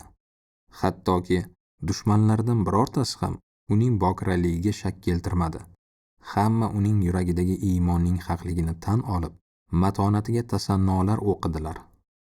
Hujjat qamal paytida Nasriddin shohga xat yozadi. U zinjondagi g'alayon qanday sharoitda paydo bo'lganini tushuntirib, na o'zi va uning tarafdorlari shohga qarshi hech qachon fitna uyushtirmaganliklari, ular faqat o'z dinlari yo'lidan yurishga imkoniyat berishlarini istashlarini ma'lum qiladi. Shuningdek, Hujjat shohdan o'z amirlarining haqligiga uni ishontirish uchun uni o'z do'stlari bilan Tehronga chaqirtirishni so'raydi. Hujjat bu iltimosnomani chopari orqali yubormoqchi bo'ladi, lekin chopar hukumat qo'shini tomonidan ushlanib o'ldiriladi. Bu xatning o'rniga askarlar so'kish va haqoratlardan iborat boshqa xat yozib, Hujjatning soxta imzosi bilan shohga yuboradilar. Bu xatlar o'zini Hujjatning choparlari deb atagan kishilar orqali shohga yetkaziladi. Bu xatni olgan shoh shu qadar g'azablanadiki, Hujjat va uning birodarlarini o'limga hukm qilishdan boshqa iloji qolmaydi. U zinjonga yana 2 polk bilan birga zambarak va o'q-dorilar yuboradi. Yangi polk kelishi bilan jangovar harakatlar yanada kengroq hajmlarda tiklanadi. Ammo intilishlariga qaramay, qo'shin Hujjat va uning hamrohlarining mardlik va matonatini yenga olmaydi. Shundan keyin vazir sarbozlarning qo'shin ichidagi intizomni kuchaytirish va askarlar orasidagi ichkilikbozlik va buzuqlik hollariga barham berish haqida farmon chiqardi. Shuningdek, u hukumat qo'shiniga yordam berishdan bosh tortgan barcha zinjonliklarni qirib tashlashni buyurish haqida ularni ogohlantiradi. Ertasi kuniyoq harbiy xizmatga layoqatli bo'lgan barcha aholi qo'shin safiga olinadi. Qamal davomidagi eng dahshatli jang o'sha kuni bo'lib o'tadi. Hujjatning ko'pgina eng jasur do'stlari o'sha kuni halok bo'ladilar. Ularning onalari-yu singillari o'z qadrdonlarining nayzalariga ilingan boshlariga dahshat ichida termulib qoladilar. Ko'pgina ayollar erkaklarning libosini kiygan holda jangga otilib mislsiz jasorat bilan erkaklarga yordam beradilar. Ular kasal va yaradorlarga ko'mak berib, birodarlarga dalda berishda to'xtamas edilar. Bu safar ham faqat aldov yo'li bilangina Hujjatni yengish mumkinligini tushunib yetgan sarkardalar shohning ularni afv etganligini, agar dindorlar istehkomni topshirsalar, ularga shikast yetkazmasliklarini Qur'onga yozib, istehkomga kiritadilar. Hujjat Qur'onni hurmat bilan qabul qilgan bo'lsa ham, ammo Shayx Tobarsi istehkomi va Nayris himoyachilarining makkorona aldanganlarini yodidan chiqarmagan edi. Shuning uchun ham u harbiylarning va'dalari qanchalik sidqi dildan ekanligini bilish uchun dushman qo'nalg'asiga sanoqli kishilarnigina chiqarishga rozi bo'ldi. Elchilar bosh qo'mondon oldida hozir bo'lishlari bilan U ularning hammalarini qirib tashlashni dag'dag'a qilib, rosa haqorat qiladi. Uning Qur'on bilan qasam ichganini eslatganlarda bosh qo'mondon g'azabga kelib, elchilardan birining soqolini yulib olishni va hammalarini zindonga tashlashni buyuradi. Dindorlardan biri qochishga muvaffaq bo'ladi va bu g'amgin xabarni Hujjatga yetkazadi. Qo'shinga ketma-ket yangi kuchlar kelib qo'shilib turardi. Qamaldagilar esa ochlik, tashnalik va jarohatlardan qiynalar edilar. Ammo ularning ruhiy kuchlari mutlaqo susaymagan edi. Bir kuni istehkom o'qqa tutilgan paytda Hujjatning o'ng qo'liga o'q tegadi. U qoniga belanganiga qaramay, to'xtovsiz duo o'qib, xotini va birodarlariga hali tirik ekanligini, ularni tark etmasligini aytib, yupatar edi. Hujjatning yarador bo'lganligi haqidagi xabar ko'plarni qayg'uga soladi. Ko'pgina dindorlar o'z postlarini tashlab, uning atrofiga yig'iladilar. Bundan foydalangan yov qo'shini istehkom ichiga kirishga muvaffaq bo'ladi. O'sha kuni ko'pgina ayollar va bolalarni asir qilib oladilar. Qattiq sovuqqa va ularning yengil kiyinganliklariga qaramay, ularni o'rmonga haydab borib, boshpanasiz va ozuqasiz qoldirib ketadilar. Istehkom zabt etilgandan keyin Hujjat va uning do'stlari bir necha uyga yashirinib olib, dushman hujumini o'sha yerdan qaytarib turadilar. Ammo dushman bu uylarni portlatib yuborish maqsadida uylarning tagiga yo'l qaziy boshlaydi. Shu paytlarda zambarak o'qidan Hujjatning xotini Xadicha va o'g'li Xodi halok bo'lishadi. Hujjat boshiga tushgan musibatlarga qaramasdan, o'zlarini xizmat qilishga bag'ishlangan dinning ulug'vorligi haqidagi so'zlar bilan hamrohlarga dalda berar edi. Hujjat jarohatlanganidan keyin 19 kun o'tgach, dahshatli og'riq va isitmada ibodat qilayotgan paytida to'satdan olamdan o'tadi. Bu voqea 1851-yilning 8-yanvarida sodir bo'ladi. Uning o'limi dindoshlar uchun katta musibat edi. Ammo ular umidsizlikka tushmasdan o'zlarini mudofaa qilishda davom etadilar. Hujjatning jasadi deyarli hech kim bilmaydigan joyga yashirib qo'yilgan edi. Dushman Hujjatning vafoti haqidagi xabarni eshitib, tantana qiladi va bundan rag'batlangan holda katta kuch bilan hujum uyushtirib, dindorlar qarshiligini yengadi. Ba'zi asirlarni zambarak og'ziga bog'lab otadilar. Boshqalarni esa qaqshatgich ayozda butkul yechintirib, ustlaridan muzdek suv quyib, o'lgunlargacha kaltaklaydilar. Hech kim dinidan qaytmaydi. Hujjat birodarlarining bor mol-mulki talanadi. Shunday vahshiyona qilmishlardan keyin dushman Hujjatning jasadini qidirishga tushadi. Ular Hujjatning 7 yoshli o'g'li Husaynni aldab, undan jasad yashirilgan joyini bilib oladilar. Jasadni 3 kun davomida tahqirlaydilar. Faqat 3-kuni tundagina Hujjatning tirik qolgan do'stlari uning jasadini bexatar joyga olib qo'yishga muvaffaq bo'ladilar. 18-fasl. Hazrati Baho'llohning Karbaloga safarlari. Zinjondagi voqealardan keyin 1,5 oy o'tgach, 1851-yili Hazrati Baho'lloh Tehrondan Karbaloga Kirmonshoh orqali yo'l oladilar.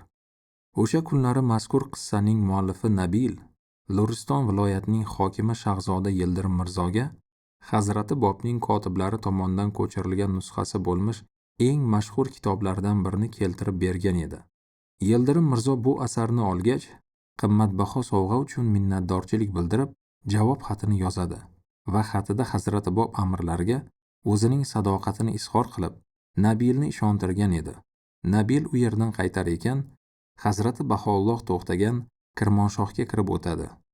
Nabil ul zotga Yildirim Mirzoning xatini ko'rsatadi. Hazrati Baho'lloh xatni o'qib bo'lgach, bunday deydilar: Kojarlarning birortasiga ham ishonib bo'lmaydi. Uning Hazrati Bobga bo'lgan sadoqati to'g'risidagi so'zlari samimiy emas. Mabodo vaqti kelib Hazrati Bobning izdoshlaridan birortasi hozirgi shohni o'ldirsa, u o'zining taxt vorisi deb e'lon qilinishidan umidvor. Shuning uchun ham Shahzoda bizni Hazrati Bobga nisbatan bo'lgan muhabbatiga ishontirmoqchi. Bir necha oydan keyin Yildirim Mirzo Said Basr Hindi ismli chinakam dindorlardan birini o'limga hukm qiladi. Shu tariqa Hazrati Baho'lloh so'zlarining haqligi tasdiqlandi. Tarixi jadid kitoblarida aytilishicha, Said Basr bolalik chog'laridanoq ajoyib qobiliyatlarni namoyon qilgan. Baxtga qarshi u 7 yoshida ko'r bo'lib qolgan. O'zining nogironligiga qaramay, bola ochiq ko'ngil va taqvodor bo'lib o'sgan. U juda badavlat oiladan kelib chiqqan edi. U 21 yoshga to'lganida haj qilish maqsadida Eronga borib, u yerda o'zining xayriya ishlari bilan shuhrat qozonadi. Uning ajdodlari Eronda komil insonning zohir bo'lish haqida bashorat qilgan edilar. Shuning uchun ham Said Basr odamlardan doimo shu haqda surishtirib yurar edi. Ziyoratini tugatgach, u Hindistonga qaytadi. Nabilning hikoya qilishicha, Said Basr ona yurti Mo'ltonga qaytar ekan, yo'lda hayot harflaridan biri Said Hindi bilan uchrashib qolgan va Said Hindi unga Hazrati Bob va ul zotning zuhurlari haqida xabar bergan. Said Basr garchi ko'r bo'lsa-da, qalb ko'zi bilan nomaning ulug'vorligini ko'ra bilgan. U hech ikkilanmay uni qabul qilib, mahbubning o'zi bilan uchrashish umidida yana Eronga qaytgan. Said Basr Eronga yetib keladi, ammo baxtga qarshi Hazrati Bob bilan uchrasha olmaydi, chunki ul zot Mahku qal'asida edilar. Shundan keyin u Nurga borib, u yerda Hazrati Baho'lloh bilan uchrashdi va Hazrati Baho'lloh uning uchun buyuk ilhom va chuqur ilm sarchashmasi bo'lib qoladilar. Said Basr bu uchrashuvdan so'ng Eron bo'ylab safarga chiqib, Hazrati Bob ta'limotlari haqida ma'ruzalar qila boshlaydi. U ilohiyotchilar bilan suhbatda Qur'on va hadis ilmlarining misli yo'q, bilimdoni ekanligini namoyish etib, hammaning hurmatini qozonadi. Said Basr safari paytida Luristonga tashrif buyuradi va u yerda hokim Yildirim Mirzo bilan uchrashadi. Suhbatlarning birida Said Basr Muhammad Shohning nomini tilga olgani uchun Yildirim Mirzo shunday g'azablanadiki, Said Basrni bo'ynining orqa tomonidan kesib, tilini sug'urib olishni buyuradi. Said Basr bu qiynoqqa matonat bilan chidaydi, lekin ko'p o'tmay olgan jarohatlari tufayli vafot etadi. O'sha haftaning o'zidayoq Yildirim Mirzoning murosasiz dushmani bo'lmish ukasi saroydagi obro'sidan foydalanib, hokimni hibsga oladi va u o'z hayotini qamoqda tugatadi. Hazrati Baho'lloh Karbalodalik paytlarida Hazrati Bob izdoshlarining ruhini ko'tarib, ularga tasalli berardilar. Chunki ularning ko'pchiligi o'z ustozlari bilan muloqotda bo'lish imkoniyatidan mahrum bo'lib, umidsizlikda ba'zi bir ulamolarning dalillariga moyillik bildira boshlagan edilar. Hazrati Baho'lloh Karbaloga kelib, dindorlar bilan uchrashadilar va ularga yangi kuch bag'ishlaydilar. Ularning iymoni mustahkamlandi. Endi ular din yo'lida o'zlarini qurbon qilishga ham tayyor edilar. Hazrati Baho'lloh Karbaloga qilgan ana shu tashriflari paytida Shayx Hasan Zunuziy bilan uchrashdilar va uni keyinchalik Bag'dodda oshkor etilajak sirdan voqif qiladilar. Zero Hazrati Baho'lloh shayxning va'da qilingan Husaynni topish ishtiyoqida intizorligini ko'rib turar edilar. Hazrati Bob esa shayxning orziqib kutgan uchrashuvi Karbaloda ro'yobga chiqishini bashorat qilgan edilar. Shayx Hasan Hazrati Baho'llohga mahliyo bo'lgan edi. Shu kundan boshlab u Hazrati Baho'llohni yangi ustoz deb tan oladi. Hazrati Baho'lloh Karbaloda ko'plab odamlarning qalblarini zabt etdilar. Ularning ko'pchiligi keyinchalik shoddu xurramlik bilan o'zlarini din yo'liga bag'ishlaydilar. 19-fasl. Shoh hayotiga suiqasd. Nasriddin Shohning vaziri azami bo'lmish Mirzo Toqiyxon 1852-yili shohning buyrug'i bilan o'lim jazosiga hukm qilinadi. Aynan mana shu kimsa hokimiyat tepasida turgan paytlarda Hazrati Bobning izdoshlari dahshatli quvg'inlarga uchragan edilar. U vazir lavozimini egallashi bilanoq uning buyrug'iga binoan Shayx Tobarsi istehkomdagi shafqatsiz xunrezliklar sodir etiladi. Keyingi yili esa u Tehrondagi dindorlarni ta'qib qilib, tarixda 7 tehronlik shahidlar deb nom qoldirgan insonlarni qatl etishga buyruq beradi. Undan keyin Vohid va uning birodarlari qirib tashlanadilar. O'sha yilning o'zidayoq vazir azam jamoaga bundan dahshatlirog'ini tasavvur etib bo'lmaydigan zarba ko'rsatadi. Mirzo Toqiyxon o'zi butun jon jahdi bilan, tak tomiri bilan qirib tashlashga uringan kuchlarning manbasi Hazrati Bobni qatl etishni buyuradi. O'z hokimligining so'nggi yillarida vazir hujjatni va zindondagi dindorlarni qatag'on qiladiki, ular o'limining zavoli ham ana shu kimsaning bo'ynidadir. Nasriddin shohga vaziri azam etib Hazrati Bahoullohning olis qarindoshlari Mirzo Og'axon Nuriy tayinlanadi. U hukumat bilan Hazrati Bobning eng iste'dodli izdoshlaridan deb nom qozongan. Hazrati Bahoullohni yarashtirishga harakat qiladi. Hazrati Bahoulloh Karbalodan qaytganlaridan so'ng vaziri azamning ukasi ul zotni o'z uyiga taklif qiladi. Hazrati Bahoulloh Shimronga ketgunlariga qadar Tehron ayyonlarining yozgi qarorgohi bo'lmish Elbrus etaklarida joylashgan uning uyida mehmon bo'ladilar. Keyinroq Hazrati Bahoulloh vaziri azamga tegishli Ovcha qishlog'ida to'xtab o'tadilar va u yerda ham ul zotga vaziri azamning ukasi iltifot ko'rsatadi. 1852-yilning 15-avgustida Hazrati Bahoulloh o'sha yerda bo'lgan paytlarida ikki nodon, yarim telba yigitcha Hazrati Bob va ul zotning shafqatsiz o'ldirilgan izdoshlarining o'chini olmoqchi bo'lib, shoh hayotiga suiqasd qilishadi. Ular to'polonchilarni yirik pitralar bilan o'qlaganliklarining o'zi ularning fahm farosatdan yiroq ekanliklaridan dalolat berardi. Chunki bunday ish sog'lom fikr egasining xayoliga aslo ham kelmas edi. Bunday befarosatlik ular boshqalarning buyrug'i bilan emas, balki o'z hollaricha harakat qilganlaridan dalolat berardi. Hazrati Bahoulloh sodir bo'lgan voqeadan boxabar bo'lishlari bilan bu yigitchalarning qilmishini keskin qoralaydilar. Ammo faqatgina Shayx Tobarsi istehkomi va Zinjondagi voqealar bilan taqqoslash mumkin bo'lgan qonli qatag'on allaqachon boshlangan edi. Hazrati Bahoulloh suiqasd paytida Tehronda bo'lgan vaziri azamning ukasidan xat oladilar. Xatda bunday deyilgan edi: Shohning onasi g'azabda. U sizni oshkora tarzda saroy ahli va xalq oldida o'g'rining sodir qila olmagan qotili deb atamoqda. U yana Mirzo Og'axonni ham ushbu suiqasdda aloqador deb o'ylashga urinmoqda. Vazirning ukasi Hazrati Bahoullohdan to'polonlar tinchib, keyinchalik ul zotni biror bexatar joyga ko'chirishning iloji bo'lgunga qadar Ovchada yashirincha yashab turishlarini iltimos qilgan edi. Hazrati Bahoulloh bu iltimosni rad etib, ertasigayoq shoh qo'shinlarining qo'nalg'asi joylashgan Shimronga yo'l oladilar. Hazrati Bahoullohning bu jasur harakatlari hammani, shohni ham, saroy ahlini ham, harbiylarni ham hayratga soladi. Rus elchisi Hazrati Bahoullohga hech qanday zarar yetkazmasligiga kafolat berishni talab qiladi va bunday kafolatni oladi ham. Ammo bu boradagi va'dalar buziladi. Vaziri azamning eng oliy tabaqadagi bevaning tazyiqiga dosh berish mushkul bo'ladi va oradan ko'p o'tmay Hazrati Bahoulloh hibsga olinadilar. Ul zotni Shimrondan Tehronga olib kelishadi. Yo'l davomida bir necha marta ul zotning liboslarini yulib olmoqchi bo'lishadi va masxaromiz so'zlar bilan haqorat qilishadi.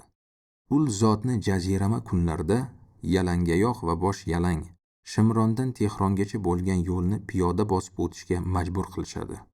Hazrati Bahoullohning dushmanlari xalqni ul zot shohning dushmani ekanliklariga ishontiradilar va odamlar butun yo'l davomida ul zotni la'natlab tosh otadilar. Hazrati Bahoulloh o'zlari qamal etilishga belgilangan joy siyoh cholga yaqinlashib qolganlarida ko'zlari nafrat olovi bilan yongan bir kampir soqchilardan Hazrati Bahoullohga tosh otish uchun ruxsat berishlarini so'raydi. Hazrati Bahoulloh soqchilarga to'xtashni buyuradilar.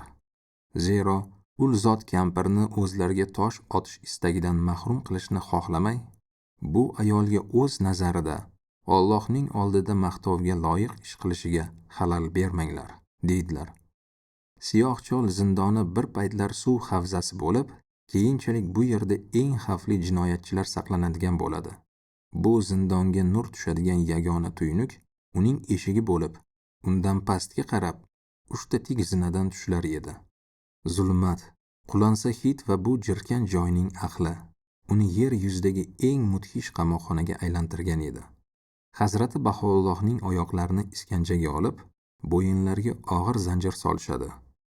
Hazrati Bahoulloh keyinchalik yozgan Bo'rivachchaga nomalarida shunday deydilar: Agar senga vaqt kelib, shoh hazratlarining qamoqxonasini ziyorat qilish to'g'ri kelib qolsa, bu qamoqxonaning boshlig'i va bosh nazoratchisidan bir qora gavhar, ikkinchisi esa salosil deb nomlangan 2 zanjirni ko'rsatishni so'ra.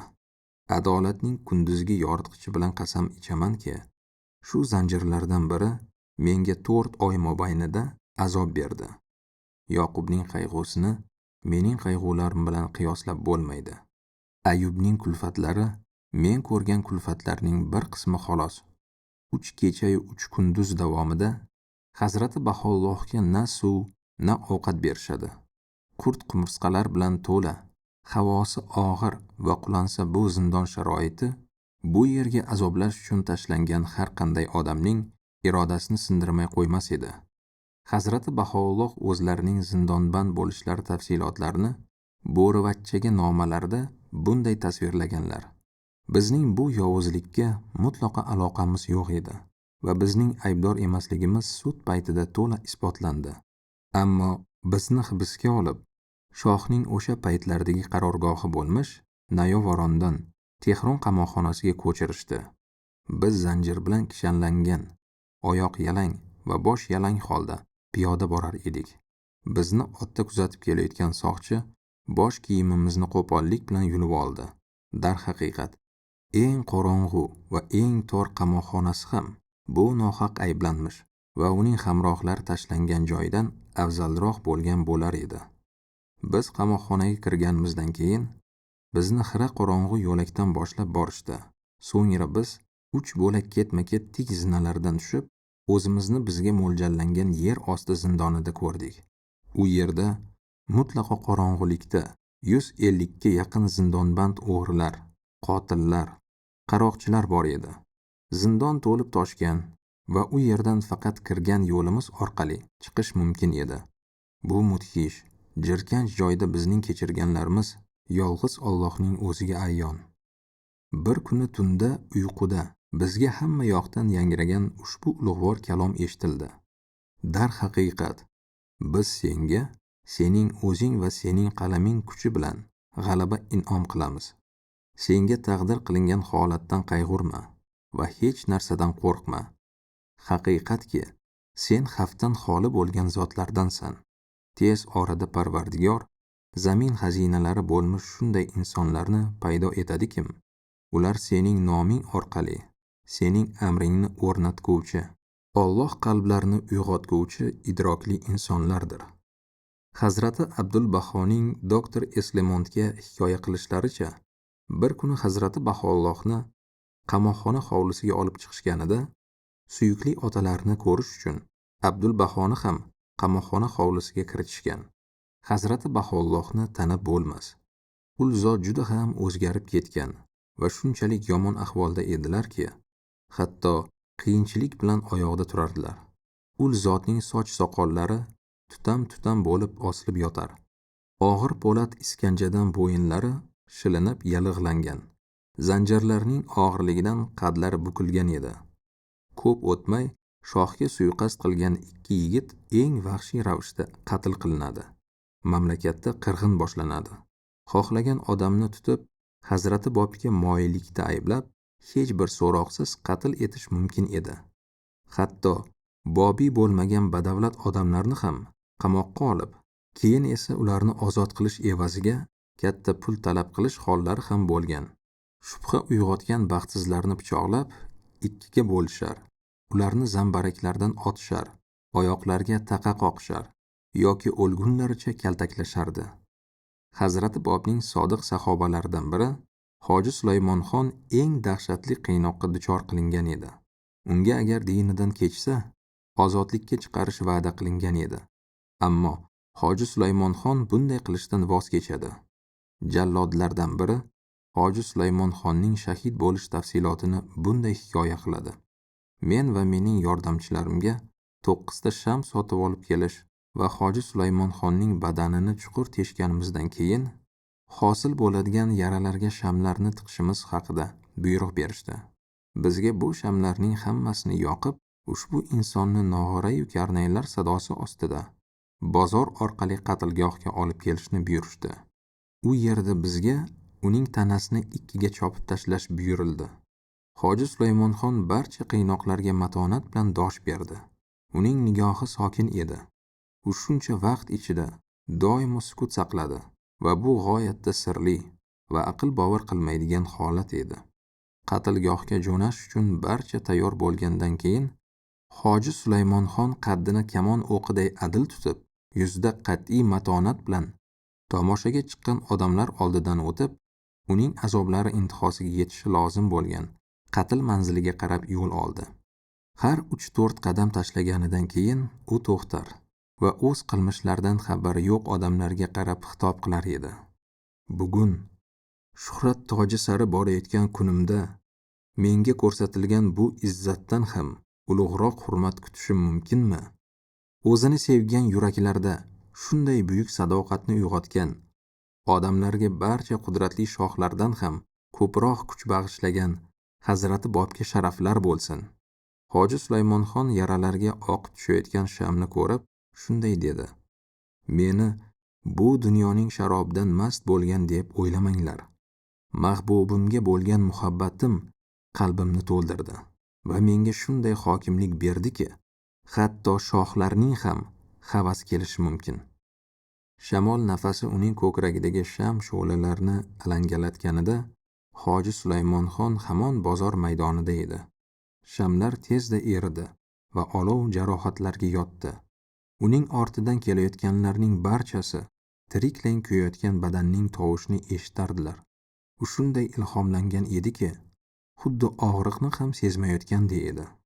Hoji Sulaymonxon kundaga yaqinlashib nido qildi: Hozir siz ko'rib turgan olovning o'ljasiga aylanib, vujudidan qon oqayotgan Sulaymon yaqindagina bu dunyoning lazzatlari va boyliklaridan bahramand bo'lgan Sulaymon emasmidi? Uni zamindagi shon shavkatdan voz kechib, bu xo'rlik va azob uqubatlarga rozi bo'lishga nima undadi? Hali tirik bo'la turib, hamma yog'idan qon oqar ekan, uni bolta bilan ikkiga chopib tashlashdi. Professor Braun tomonidan fors tilidan tarjima qilingan bir tarixiy qissada aytilishicha, Sulaymonxon yerga tushib ketgan bir shamni o'zi yerdan ko'tarib, boshqa shamlardan tutashtirgan va oldingi o'rniga qo'ygan ekan. U butun yo'l davomida raqsga tushar holatda bunday she'rlarni o'qigan. Kuylash a'lo raqsga tushib katta maydonda, nodonlarni o'qmoq nechun dili vayronga. Ko'rib turib kula olmas tomosha talab, qanday kulsin hazilkash bu qonga botgan qalb. Ma'no oydin, qolmagandi hayot toqati, ozod qildi jaholatdan o'lim soati. Qatl supasiga chiqib bu matonatli inson yana bir she'r o'qiydi. Azoblarga chidamaydi demak tan xokdir. Nafratlanar ruh bu xokdan, qo'rquvdan pokdir. Xanjar zarbi uning uchun dahshatmas bir pul, qilich esa qabr uzra o'sguvchi bir gul. Ana shunday zulmatli davrda Tohira ham shahidlik o'limini qabul qiladi. O'sha paytlarda uni Tehrondagi amaldorlardan birining uyida ushlab turishar edi. Uy bekasi Tohiraning sodiq muxlislaridan biri bo'lib, uni Tehrondagi ko'pgina amaldorlarning xotinlari bilan tanishtiradi va Tohira ularda o'chmas taassurot qoldiradi. O'lim soati yaqinlashgani sayin go'yoki bu ayolning qalbi tobora shodlikka to'layotganday edi. Kunlarning birida Tohira uy bekasini chaqirtiradi. Ayolning ushbu uchrashuv haqida keyinchalik hikoya qilib bergani quyidagicha. Tohira mening uyimda yashayotgan paytlarda bir kuni oqshom chog'i meni uning oldiga taklif qilishdi. Kirsam, u to'lasincha qordek oppoq shohi libosga burkangan holda o'tirgan ekan. Xonada nafis atir hidi anqir edi. Men bu g'ayritabiiy manzarani ko'rib, hayratimni yashira olmadim. Men o'z mahbubim bilan uchrashishga hozirlanmoqdaman, dedi Tohira. Sizni uyingizdagi mahbusligim tufayli keltirayotgan g'am va tashvishlardan xalos etmoqchiman. Men anglashilmovchilikda qoldim. Tohiradan ajralish haqidagi fikrning o'zidanoq ko'zlarimdan yoshlar to'kila boshladi. Yig'lamang, deya tasalli bermoqchi bo'ldi Tohira. Hali qayg'uradigan vaqt kelganicha yo'q. Sizga o'zimning so'nggi xohishimni oshkor aylamoqchiman. Zero meni tutib shahidlarcha o'limga olib borishadigan soat yaqinlashib qoldi. Men sizdan iltimos qilaman. O'g'lingizga meni qatl manziligacha kuzatib qo'yishga ijozat bering. U shuni nazorat qilsinkim, meni qo'llariga topshirilgan na soqchilar va na jallod mening ustimdagi ushbu libosimni yechib olishga jur'at eta olsin. Tohira shu so'zlardan keyin menga o'z xonasining eshigini qulflashni va hatto bu uyni tark etar vaqti kelmagunicha uni ochmasligimni so'radi. Ushbu suhbatdan keyin qayg'u hasratga cho'mgan uy bekasi kuni bo'yi boshqa hech narsa haqida o'ylay olmaydi. U bir necha marta Tohiraning xonasi eshiklariga kelib quloq solardi. U o'z mahbubi sharafiga ashyor kuylar edi. O'sha kuni uy sohibi yo'q edi va askarlar Tohirani olib ketishga kelganlarida uning iltimosiga ko'ra uy bekasining o'g'li u bilan birga jo'naydi. Oradan 3 soatlar chamasi vaqt o'tgach, bola qaytadi. Uning yuzi yig'idan shishib ketgan edi. U o'z onasiga quyidagilarni aytib beradi. Mening ko'zlarim guvoh bo'lgan narsalarni so'z bilan aytib berishim qiyin. Biz to'g'ri Ilxoniy bog'iga bordik. Ne ko'z bilan ko'rayki, u yerda Sardor o'z yordamchilar bilan birga fahshu ishratga berilib, mayxo'rlik qilib o'tirar edi. Ularning yuzlari ichgan sharoblardan qizargan, o'zlari esa bo'kirib kulishar edi. Darvoza oldiga yetib kelganimizda Tohira taraddudlanib meni yoniga chaqirdi va uning nomidan Sardor bilan gaplashishimni so'radi. Uning gaplariga qaraganda ichkilikbozlik avjiga mingan bir paytda Sardor bilan gaplashishga toqati yo'q edi. Nazarimda ular meni bo'g'ib o'ldirishmoqchi, dedi Tohira. Men allaqachonlar shohi ro'mol tayyorlab qo'yganman. Umid qilamanki, undan shu maqsadda foydalanish mumkin.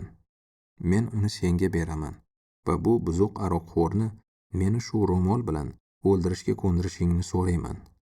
Bu ayanchli yaramas bo'g'ib o'ldirilib, jasadi o'raga tashlansin, deya qichqirdi Sardor.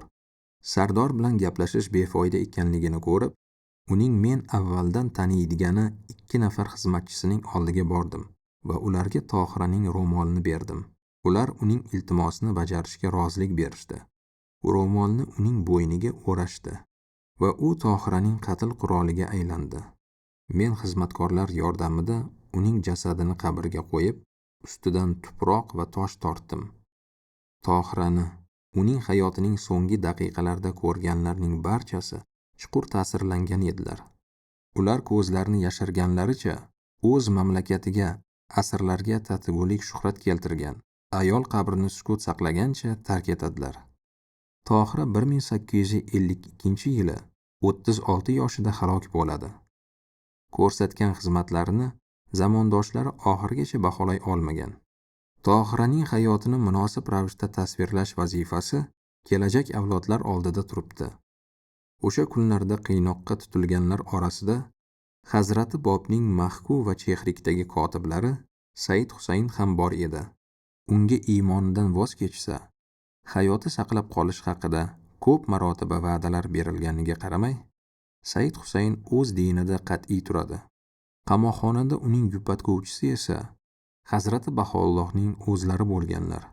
Hazrati Baho'lloh siyohcholda dindorlarga yagona Allohni deyman, u kifoyalidir, deb kuylashni o'rgatadilar. Ularning bir qismi bu so'zlarni kuylaganlarida, ikkinchi birlari esa ularga javoban gar bo'lsa iymoning, tavakkal qil unga, deyishardilar. Bu munojot ohangi butun tun bo'yi tong otgunga qadar tarannum etardi va zindondan unchalik uzoq bo'lmagan saroydagi Nasriddin shohning oromgohigacha yetib borar edi. Shoh hamma narsadan mahrum bo'lganliklariga ham qaramay, kuchli ilhomlanishni his etayotgan mahbuslarni tinchlantirish uchun biror bir chora ko'rmaydi. Shuncha ta'qiblar va qatllar shoh onasining qahrini qondirmaydi. U Hazrati Baho'llohni o'ldirishlarini talab qilardi. Uning bu yovuz niyatlarining amalga oshishi taqdir etilmagan edi. Oxir oqibat asir qo'yib yuboriladi va u shunday saltanatga erishadiki, bunday moliklikni shohning onasi hatto tasavvur etishga ojiz edi.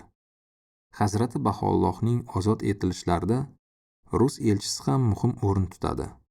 Hazrati Baho'lloh ozodlikka chiqib, o'z mamlakatlaridan quvilganlaridan so'ng, elchi ul zotga Rusiyadan boshpana berishni taklif etadi.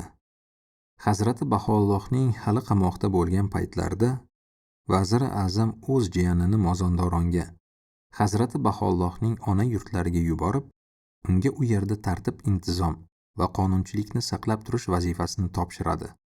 Vaziri A'zamning vazmin bo'lish haqidagi qat'iy ko'rsatmalarga ham qaramay, jiyani g'azabda Hazrati Baho'llohning uylarini vayron qilish va mol-mulklarni sovurish haqida buyruq beradi.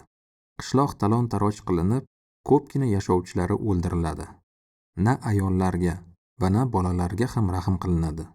Ammo bu mudhish voqealardan bir yil o'tgach, bu jiyan bo'lmish Allohning qahriga uchraydi. U vaboga yo'liqadi va do'st birodarlar tomonidan tark etilgan holda yolg'izlikda o'ladi. Tehronda boshlangan g'alayon Eronning boshqa viloyatlariga ham yoyiladi. Hazrati Bobning Yazd, Nayriz va Sherozdagi ko'pgina shogirdlari qatl etiladi. Hatto ayollarga ham shafqat qilinmaydi. Ularni oilalaridan ajratishar va Eronning olis chekkalariga olib borishib, yakka o'zlarini taqdir taqozosiga tashlab ketishardi. Hazrati Baho'llohning jinoyatga aloqasiz ekanliklari isbotlangach, ul zot ozodlikka chiqariladilar. Vaziri A'zamning ozodlik haqidagi buyruqni olib kelgan chopar Hazrati Baho'llohning qurt-qumursqalar orasida yerda kishanlangan holda yotganlarini ko'rib, yig'lab yuboradi. Ul zotning bo'yinlaridagi og'ir zanjirlar dahshatli azob berardi. Chehralari esa ma'yuslikni aks etardi. Ul zot yirtilgan kiyimda, yuvilmagan holda ushbu zindonning qo'lansa havosidan nafas olar edilar. Hazrati Baho'llohni Vaziri A'zamning huzuriga olib kelishadi va u ul zotga bunday so'zlar bilan murojaat qiladi. Agar siz mening maslahatimga amal qilib, Said Bobning diniy ta'limotlaridan voz kechganingizda, bu azob-uqubatlarning barchasini ko'rmagan bo'lar edingiz. Agar siz o'z o'rnida javob berdilar Hazrati Baho'lloh, mening maslahatimga quloq tutganingizda edi, davlat ishlari bunchalik yig'lagulik ahvolgacha tushib qolmagan bo'lar edi. Vazirning xayoliga Hazrati Bob shahid bo'lganlaridan keyin Hazrati Baho'lloh bilan bo'lgan suhbat keladi. O'shanda Hazrati Baho'lloh vazirni Hazrati Bobning tarafdorlarini quvg'in qilish, talash, bolalar va ayollarni zo'rlashni bas qilishga chaqirgan edilar. Vaziri A'zam endilikda Hazrati Baho'llohning maslahatlari qanchalik oqil ekanligini tushunib yetgan edi. Shu bilan bir paytda u ul zotga shohning qarorini ma'lum qiladi. Hazrati Baho'lloh bir oydan kechiktirmay o'z oilalari bilan birga mamlakatni tark etishlari kerak. Hazrati Baho'lloh rus elchisining Rusiyaga borish haqidagi taklifini rad etib, Bag'dodga yo'l olishga qaror qiladilar. 1853-yilning 12-yanvarida ul zot oila a'zolari, jumladan Abdul Baho va ukalari Mirzo Muso bilan birga Tehronni tark etadilar. Xotima. Hazrati Baho'lloh Tehrondan quvilganlaridan keyin Eronda tinchlik va osoyishtalik o'rnatiladi deb o'ylashgan edi. Hazrati Bobning qatl qilinishlari, Hazrati Baho'llohning surgun etilishlari amir tarafdorlarining boshlariga tushgan ko'rgiliklar, qonli qirg'in va xo'rliklar bobiylarni tushkunlikka soladi. Mamlakat yana umidsizlik zulmatida qoladi. Hukumat tantana qilar, hammadan ko'proq din peshvolari quvonardilar. Ular shodligining cheki yo'q edi. Zero endi hech narsa ularning mavqelari-yu obro'ylariga, odamlarga o'tkazgan ta'ziqlarga rahna solmas edi. Quddus, Mulla Husayn, Vohid, hujjatlarning halokatlaridan va Hazrati Baho'llohning ketganlaridan so'ng yangi din bebosh bo'lib qoladi. Uning izdoshlarini esa o'z ortidan ergashtiruvchi ustoz yo'q edi. Tohira, bu ajoyib va dovyurak ayol ham qatl qilingan edi. Tohiraning fors ayollariga ko'rsatgan ta'siri ham deyarli susaygan. Hazrati Bob o'z hayotlarini fido etgan e'tiqod esa deyarli o'z kuchini yo'qotgan edi. O'sha kunlarda tushkunlikdagi dindorlar o'z amirlarining qayta tiklanishi umidida edilar. Ularning o'y-hayollari vatandan olisdagi yagona najotkor Hazrati Baho'lloh sari intilar edi. Ul zot dindorlarning eng so'nggi umidi. Ular ishonishlari mumkin bo'lgan yakka-yu yagona inson edilar. Ammo Hazrati Baho'llohning qismatlariga yer yuzidagi biror bir boshqa odam ko'tarishi amrimahol bo'lgan sinovlar tushadi. Ul zot o'zlarining Nur va Tehrondagi barcha mol-mulklardan mahrum bo'ladilar. Ul zotning tovonlarini tayoq bilan kaltaklashib, shohga suiqasd uyushtirganlikda ayblashadi. Qarindosh urug'lari ul zotdan yuz o'girib, do'st va muxlislari voz kechishadi. Ul zotni Tehrondagi eng jirkanch siyohchol zindoniga qamashadi va oqibatda o'z vatanlaridan haydab chiqarishadi. Eron shohi va uning laganbardorlari Hazrati Baho'llohning surgun qilinishlari Alloh irodasining ro'yobga chiqishiga yordam berganligini aslo tushunmas edilar. Hazrati Baho'lloh Iroqda surgunlik paytlarida o'z zimmalaridagi vazifani e'lon qiladilar. O'tmishdagi barcha muqaddas kitoblarda kelishi bashorat qilingan elchi o'zlari ekanliklarini va Baho'y dinining rasuli ekanliklarini ma'lum qilib, dunyoga yangi zuhurni zohir qiladilar. Shoh o'z hukmdorligining oxirida izdoshlarini qariyb qirib tashlab, yo'q qilib yuborishga uringani, o'sha dinning qayta tug'ila boshlaganligining guvohi bo'ladi.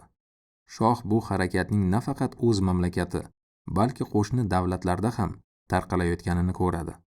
Hazrati Bobning amirlari qayta tirilgandek edi.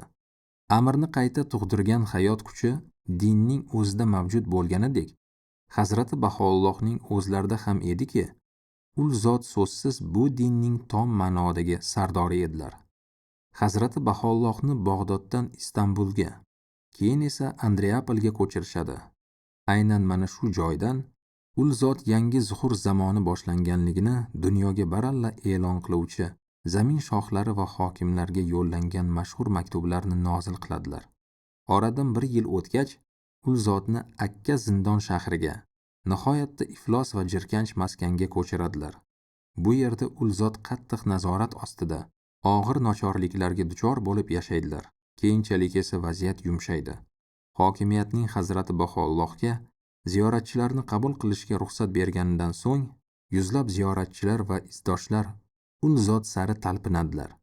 Ul zotning zuhurlari sharq va g'arbga tarqalib, ul zotning ta'limotlari oliy ma'lumotli kishilarni ham, savodsizlarni ham o'ziga jalb qiladi. 1892-yili Bag'jida Hazrati Baho'llohning vafotlaridan so'ng, ko'p vaqt o'tmay turib, ul zotning amirlari yer qurrasining eng olis go'shalarigacha yetib boradi. Turk sultonining asiri bo'lgan ul zotning o'g'illari Abdulbaho sulton ag'darib tashlanganidan keyin ozod etiladilar va odamlarga insoniyatni birdamlikka da'vat etuvchi xabarni yetkazish uchun g'arb olamiga ser-mashaqqat va og'ir safarga otlanadilar. Mo'minlik va rahmdillikni o'zida mujassam etgan Abdulbaho yoshlarning ulug'ligi va yo'lning mashaqqatligiga qaramay 19-asrning boshlarida ko'pgina mamlakatlarga borib, u yerlarda Baho'y dinining turli masalalarga oid mavzularda ma'ruzalar qiladilar. 1921-yili Hazrati Abdulbaho Vali ul Amrulloh vafot etganlarida dafn marosimiga minglab odamlar yig'iladi. Ul zot uchun nafaqat Hayfaning barcha aholisi, balki butun yer yuzidagi ko'plab bahoiylar va muxlislari ham azza tutdilar.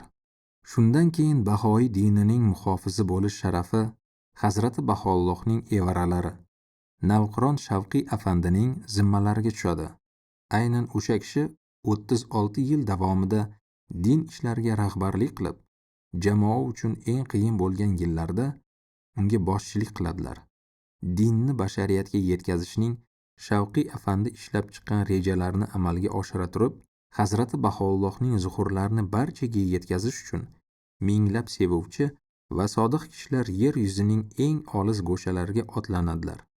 Faqatgina sevimli muhofizning doimiy yordamlari va rahnamoliklargina bu birinchilardan bo'lgan insonlarning o'z marralarida turib, zimmalariga tushgan barcha qiyinchiliklarni mardona bosib o'tishlariga yordam beradi. Bu yurak amri bilan harakatda bo'lgan Hazrati Baho'llohga sadoqatli insonlar oilalari uy-joylari-yu mol-mulklarni tashlab dunyoviy lazzatlardan butunlay voz kechadilar. Ularni qayerga bormasinlar, butun insoniyatga bo'lgan muhabbat tuyg'usi yetaklar va bu muhabbat insonlar qalbini o'ziga jalb etardi. Ularning mutlaqo beg'arazligi, itoatkorligi va Hazrati Baho'llohning nasihatlari asosidagi hayot tarzlari ko'pchilikni Hazrati Baho'llohga ishonish va ul zot keltirgan zuhurni qabul qilishga undaydi. Hazrati Baho'lloh zuhurlarning tezroq tarqalishini orzu qilgan sevimli muhofizning doimiy va betinim mehnatlari hamda dindorlarning bu niyati ro'yobga chiqishdagi ishtiroklari tufayli bugun Baho'y dini chuqur ildiz otdi. Hozirgi vaqtda orollar va nomustaqil hududlar bilan birga hisoblaganda jahonning 215 mamlakatida dinning qariyb 70 mingga yaqin markazlari mavjud. Nabiyil A'zam Baho'y dini tarixining paydo bo'lish tongidagi so'ronli voqealarni tasvirlar ekan, uning qalbi e'zozlangan dinning qisqa muddat ichida butun dunyo bo'ylab millionlab sodiq kishilar e'tiborini qozonishini, uni nurli va porloq kelajak kutayotganini tasavvur ham eta olmagan. Sevimli muhofiz aytganlaridek, kim biladi, balki Hazrati Baho'llohning yo'llarida ter to'kayotgan hisobsiz mehnatkashlarni o'z ajoyibotida tengsiz g'alabalar kutayotgandir. Shubhasiz, bizlar ul zot barpo etgan ulkan binoga juda ham yaqin turibmiz. Shuning uchun ham ul zot e'lon qilingan zuhur ravnaqining hozirgi bosqichida uning butun ulug'vorligini ko'rib, tushunib yetdik deb aytishimiz qiyin. Bu dinning behisob shahidlar qoni bilan bo'yalgan tarixi bizlarni shaksiz shunga ishontiradiki, bu amr boshiga qanday kulfatlar tushmasin, qanday dahshatli kuchlar unga qarshi bosh ko'tarmasin va uning tarafdorlari qanchalik muvaffaqiyatsizliklarga uchramasin, uning hayotbaxsh chashmasi aslo qurimaydi. Hazrati Baho'lloh zikr etgan va'dalarning eng oxirgisi amalga oshmaguncha amr yashashda davom etadi.